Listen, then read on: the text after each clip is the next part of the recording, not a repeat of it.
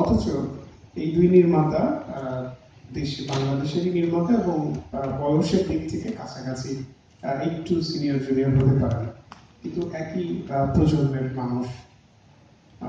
একজন ঢাকাতেই থাকেন আর একজন চট্টগ্রামে তার সমস্ত কর্মকাণ্ড করেন। রফিকুল আনোয়ার রাসেল সম্পর্কে আগে বলি। তাসমিয়া আফরিন মৌকে আপনারা এখানে যারা আছেন তারা সবাই ছিলেন বলে আমার ধারণা।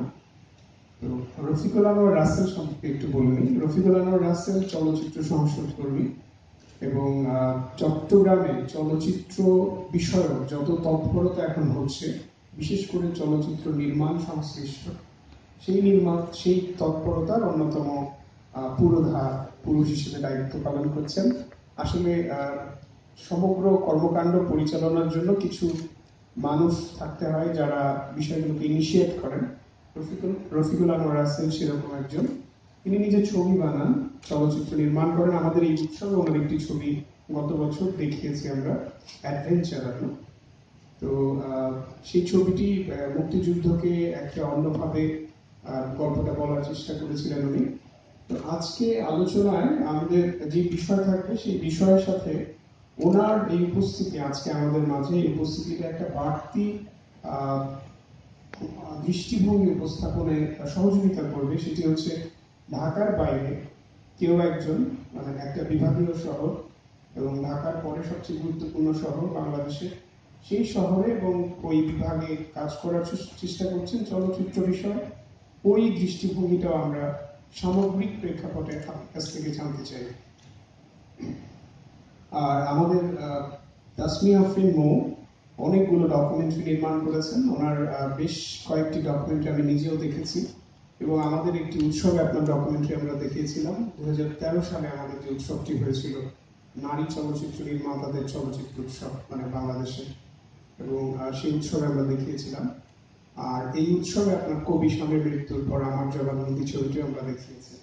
এটি ওনার প্রথম ফিকশন যদি ভুল না করি, এবং এই ফিকশনটি আপনারা জানেন যে বাংলাদেশে এবং দেশের বাইরে প্রচুর জায়গাতে ছবিটি দেখানো হচ্ছে এবং সবাই ছবিটি খুব পছন্দ করছেন এবং প্রশংসা করছেন।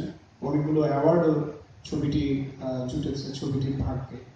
তো আপনাদের কাছে আজকের আলোচনার যে বিষয়, আমাদের সেই বিষয়টা আসলে এখানে যারা আছেন তারা প্রত্যেকেই কোনো না কোনো ভাবে চলচ্চিত্র সংশ্লিষ্ট মানুষ এখানে যারা উপস্থিত, এবং আপনাদের যে বিষয় আমরা আলোচনা করব তারুণ্যের ভাবনায়, মানে আমি নিজেও আপনাদের একই প্রজন্মের মানুষ আমরা, ফলে আমাদের ভাবনা এভাবে দিতে পারি বাংলাদেশের চলচ্চিত্রে প্রতিবন্ধকতা এবং বন্দিত্বের খোঁজ। বন্দিত্ব মানে এক ধরনের প্রতিবন্ধকতা এবং বন্দিত্বকে আমি আলাদাভাবে দেখতে চাই আর কি, বা দেখে থাকি।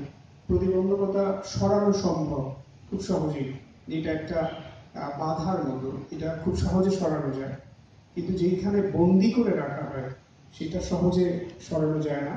বন্দি দশা থেকে মুক্ত করার জন্য অনেক লড়াই করতে হয়। প্রতিবন্ধকতার জন্য অত লড়াইয়ের ঠিক প্রয়োজন হয় না, সচেতনতা এবং হালকা ধাক্কা অনেক যথেষ্ট।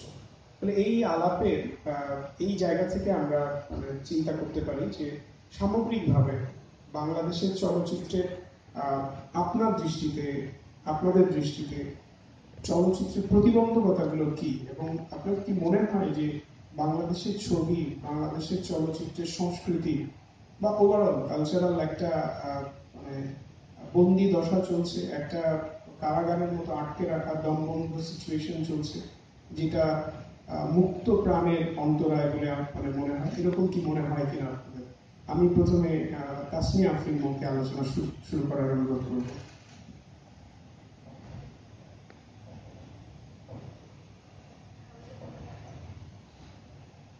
হ্যালো, সবাইকে অনেক ধন্যবাদ। মুভিহানা ফিল্ম সোসাইটিকে, মামুন ভাইকে এবং যারা আছেন সবাই আমার পরিচিত বন্ধু বান্ধব এখানে আছেন। যেটা হচ্ছে যে শব্দ দুটোই অনেক কঠিন, উচ্চারণ করতেও কঠিন, বলতেও কঠিন। একটা মজার বিষয় নিয়ে আজকে শুরু করতে চাই। সেটা হচ্ছে যে আমার জন্মদিন হচ্ছে ১৫ মাসের ৯ তারিখ। আজকে নবম সিনেমা পাইবালা ৯ তারিখ। মানে এটা খুবই মজার, কারণ ৯ আমার জন্য খুব গুরুত্বপূর্ণ সংখ্যা, কিন্তু ৯ মানে না। যাই হোক, এখন যেটা হচ্ছে যে প্রতিবন্ধকতা বলেন, বন্ধুত্ব বলেন, যদি আমি মোটা দাগে কয়েকটা বিষয় নিয়ে কথা বলতে চাই, যেটা আসলে এর আগেও আমরা নিজেরা যখন কথা বলছি তখনও আমরা আলাদা নিয়ে আসছি। আমার প্রধান যে সমস্যাটা মনে হয় এখনকার সময়, সেটা সবচেয়ে বড় সমস্যা মনে হয় যে আমরা যা নির্মাণ করতে চাই তা আমরা আসলে নির্মাণ করি কিনা। আমাদের নিজেরা যেই স্বপ্ন দেখা বলেন বা যেই চিন্তার বাস্তবায়নের জন্য সিনেমাতে আসা বা কাজ করা, সেই জিনিসটাকে আসলে আমরা বানাই নাকি আসলে আমরা যা হচ্ছে প্রচলিত যে এটা বানালে ভালো বা এটা বানালে কোনো তোমার যাত্রাপথ বিঘ্নিত হবে না, বা তুমি দর্শক পাবা, বা তোমার সরকার বা অন্যান্য প্রতিষ্ঠানগুলো বিরক্ত হবে না, সেগুলো আমরা বানাই। এটা হচ্ছে আমার মূল প্রশ্ন। কারণ আমার মনে হয় যে নিজের কাছে সবার আগে প্রশ্নটা রাখা উচিত, এবং আমি সেটাই রাখতে চাই। এই জন্য এটা আমি আমার ক্লাসের বা আমার বন্ধু বান্ধব সমমনা বলতে মোটা দাগে যাদেরকে বুঝি তাদের কাছে রাখতে চাই।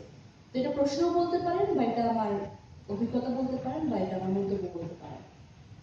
আর এটা যেটা হচ্ছে মামুন ভাই বলছিলেন যে প্রতিবন্ধকতাগুলো কি কি, তো একটা মূল বিষয়টা আসে যে ধরেন ইন্ডাস্ট্রি অর্থ শিল্প, সেখানে আসলে বাংলাদেশের সিনেমার যাত্রাপথে কি কি বাধা আসে, যেগুলো বেসিক্যালি রাষ্ট্র কর্তৃক আরোপিত ব্যাপার সেটা, যেগুলো এখন অনেক বেশি চলছে।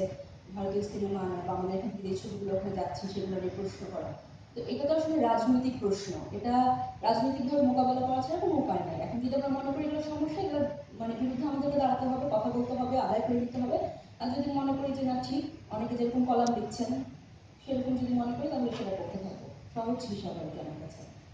আরেকটা যেটা আমার মনে হয় যে যেটা যে এই সময় আসলে ধরেন 57 ধারার কথাই বলি, বা আমরা আসলে যেই পথে হাঁটছি সেখানে অনেক বেশি বাধা কিনা, বিশেষ করে যারা হচ্ছে আর্ট মিডিয়াম নিয়ে কাজ করে যে কোনো সেক্টরে।